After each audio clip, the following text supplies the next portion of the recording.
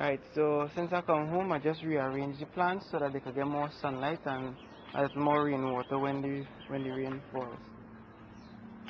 Right, so these closer to my hand are the cabbages, and on the other side is cauliflower.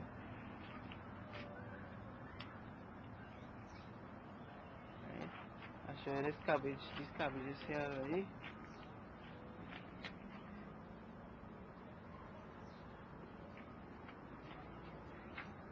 This is the patchoy, set of patchoy.